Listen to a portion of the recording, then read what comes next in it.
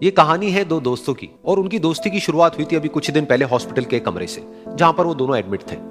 तो दोनों में से जो एक था उसको अभी कुछ दिन पहले एक पैरालिसिस का अटैक आया था, जिसकी वजह से गर्दन के नीचे की उसकी पूरी बॉडी पैरालाइज हो गई थी और वो अपनी एक उंगली तक नहीं हिला सकता था।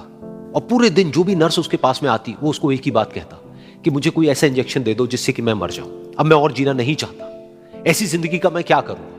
तो उसका जो दोस्त था उस कमरे में, क्योंकि वो चल फिर सकता था, तो रोज सुबह और रोज शाम को उस कमरे में एक खिड़की थी, उसके पास में जाकर के खड़ा हो जाता और अपने दोस्त को बताता कि उस खिड़की के बाहर क्या चल रहा है। बिल्कुल नीला आसमान है, सफेद बादल है, हल्की हल्की हवा चल रही है और कुछ पंछी उड़ रहे हैं। एक बहुत ही सुंदर बीच है जहां पर कुछ बच्चे मिट्टी के घरौंदे बना रहे हैं। कुछ लोग हैं जो वहां पर बैठे हुए बस समुद्र की लहरों को देख रहे हैं। कुछ लोग जॉगिंग कर रहे हैं, कोई एक्सरसाइज कर रहा है, कोई पतंग उड़ा रहा है। वहां पर एक आइसक्रीम की स्टॉल है जहां पर कुछ लोग आकर के आइसक्रीम खा रहे हैं। और सनसेट के टाइम पे जो पानी है वो पूरा गोल्डन हो जाता है और चमकने लगता है।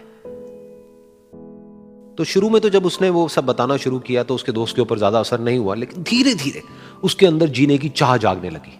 अब वो सुबह का इंतजार करने लगा कि जल्दी से सुबह हो और मेरा दोस्त मुझे बताए कि आज यहां पर क्या हो रहा है। कुछ दिन तक ऐसे ही चलता रहा। फिर एक दिन जब वो सुबह उठा तो उसने देखा कि सामने वाला बेड खाली है। फिर उसने नर्स को बुलाया और उससे पूछा कि क्या वो डिस्चार्ज हो गया है। तो नर्स ने कहा कि आपको तो उन्होंने बताया होगा, उनके पास कुछ ही दिन बाकी थे और कल रात को ही उनकी डेथ हो गई है। ये सुन करके उसके अंदर की उम्मीद पूरी तरह से टूट गई, क्योंकि सिर्फ उसका दोस्त ही था जिसने उसको बाहर की दुनिया से जोड़ा हुआ था, जिसकी वजह से वो जान पाता था कि बाहर क्या हो रहा है और ये दुनिया कितनी खूबसूरत है। तो कुछ दिन तक तो वो रोता रहा और उसने जीने की चाह छोड़ दी। लेकिन दूसरी ही तरफ से उसके अंदर कहीं ना कहीं एक नई चाह पैदा हुई कि काश मरने से पहले एक बार मैं खुद अपनी आंखों से देखूं इस खिड़की के बाहर कि ये दुनिया कैसी है। जैसे जैसे उसकी ये चाह बढ़ने लगी, उसको अपने अंदर एक अजीब सी एनर्जी महसूस होने लगी। और फिर एक दिन उसने अपनी पूरी ताकत लगा दी और किसी तरीके से वो बेड से नीचे गिरा और पकड़ पकड़ करके किसी तरह से उस खिड़की तक पहुंचा। फिर उस खिड़की को पकड़ करके वो खड़ा हुआ और खिड़की के बाहर देख लिया।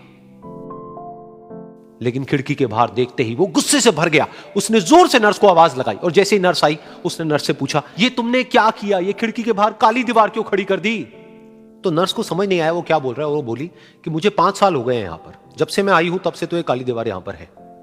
तब जाकर के उसको समझ आया कि उसका वो दोस्त उससे झूठ बोल रहा था। और उसने नर्स से पूछा, अगर ये काली दीवार पिछले 5 साल से यहां पर है तो मेरे दोस्त ने मुझसे झूठ क्यों कहा।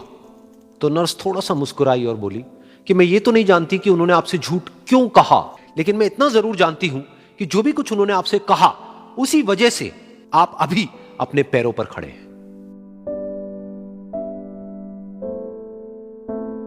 तो इस कहानी से हमको यह सीखने को मिलता है कि जो हमारे शब्द हैं, जो हमारे वर्ड्स हैं, जो हम अपने मुंह से बाहर निकालते हैं, उसमें इतनी पावर है जिसकी कोई हद नहीं है। वो किसी आदमी को गिरा भी सकते हैं और उसको उठा भी सकते हैं।